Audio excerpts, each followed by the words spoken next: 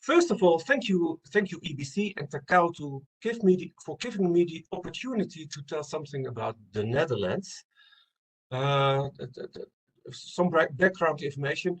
In better times, at this moment, we should have had a joint meeting between live meeting between EBC and Solar Heating and Cooling in the Netherlands, with a Dutch National Day. Well, of course, because of COVID-19, this wasn't possible. But this way, I'm still able to tell something about the Netherlands, so that's quite nice. Me, myself, I am the Dutch ExCo member of EBC, and I work at the Netherlands Enterprise Agency. Some short information about the Netherlands. Well, as you probably know, we are a small and flat country, about 41,000 square kilometers. We're also a bit of a dense country because we have 17.5 million inhabitants, and we've got a moderate maritime climate, which means not that warm summers, although it's changing, lousy weathers in the winter and a lot of rain. And we live not like in some other countries condensed in big cities. We are mostly suburban. So we live all around the country with, well, less or more people in the western part, so near the North Sea. Our built environment, we've got 7.9 million houses. So if you count this means we don't live with a lot of people in one house. And we also have 460 million square meters of non-residential buildings. And our building stock, especially the houses, are mostly built in the 60s, 70s, and 90s. So not that old, but, well, in a way, problematically for better energy performance. We do live in row houses. So those pictures are just common in the Netherlands. You can see those streets, those houses in almost every city. In those houses, we use natural gas. Since I think the 70s, about 90% of the houses uses natural gas for heating and domestic hot water. At this moment, we don't have that much cooling in houses, although the degree it's increasing. So it's a bit of a worry for us. And then also a big problem is that since a couple of years, we have quite a shortage of new houses, especially for the starters. This is a problem.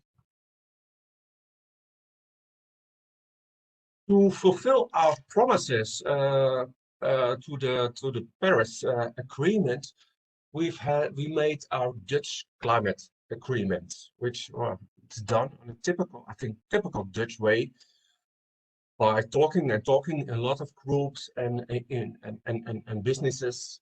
About 100 organizations made this climate agreement, and it's about industry, about traffic, and also about the built environment.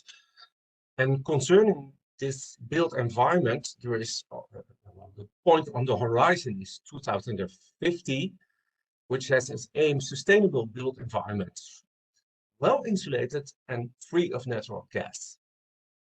That's long term. What we now have to deal with, and what is important, is 2030, 1.5 million houses more sustainable, and that's quite difficult for us, and free of natural gas.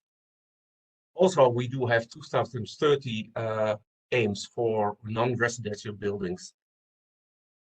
That is a bit too complicated to say in a few words. Our approach, well, I think roughly we can put it in three. First of all, new buildings, and in a way that's quite simple because we have legislation, building legislation, which nowadays is strongly related to the EPBD, which is now called BANG and used to be the EPC. So it's more or less okay. Existing buildings and neighborhoods, that's challenging. We have at this moment a couple of programs, and I think there will be more, and it's still developing. We have got a neighborhood-oriented approach, maybe you heard of it, program for neighborhoods free of natural gas. We've got the starter motor for the rental sector. In fact, this is mostly for the social housing companies, which we still have quite a lot in the Netherlands. And then we have got other instruments for instance, for the non-residential buildings. On the background, and that's the link to the EBC work, we need innovation, because when we do it the old-fashioned way, it will be too expensive, too slow, not enough quality. And for instance, we don't are able to make the right smart connections to smart energy systems on neighborhood level and higher. So we have got a special mission program, if you want to, mission build environment. It's quite a word. It exists of multi-year mission-driven innovation programs, MMIPs. And well, there is quite a relation with EBC, but also quite a lot of relations with other TCPs, like for instance, solar heating and cooling, but also heat pump technologies. Richard did show quite a lot of TCPs, and quite a lot of them are interesting for innovation program. When you look at the mission built environment,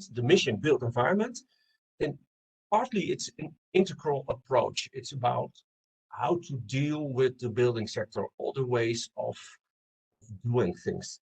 And partly it's about more points. Well, you can all, I think you can all, when you see them, you recognize them because they're quite general. We are working on that now since about, let's say, 3 years. And what we do now is we've got different subsidizing programs, mostly oriented on industrial research and experimental development, and some on pilots and demonstrations, which roughly, I think, deals with TRL, let's say 4, 5 to difficult 9, I think. And we started this in 2018-19, and we continue. And I must say that it's promising, I think. Of course, we do not have results yet. It's almost impossible because most projects take about 4 or 5 years. Some of them too. But what we see is interesting for us. Now I'm coming to my last slide. It's a bit blank, but that's not for nothing, because I think for us, there is quite a relation between the good work done within EBC and what we do in mission built environment. Point is, at this moment, we're still working out what mission built environment exactly is and how to do this. And of course, then we also know what we can bring or how we can join in other ways in the EBC annexes. But it's helpful, so we'll continue. The end of my presentation. Thank you. Questions will be answered by me later. And now I'd like to give the floor to Dr. Ian Hamilton and Professor Laura Itar. They will give some nice insight, I suppose, in Annex 70. Ian, the floor is yours.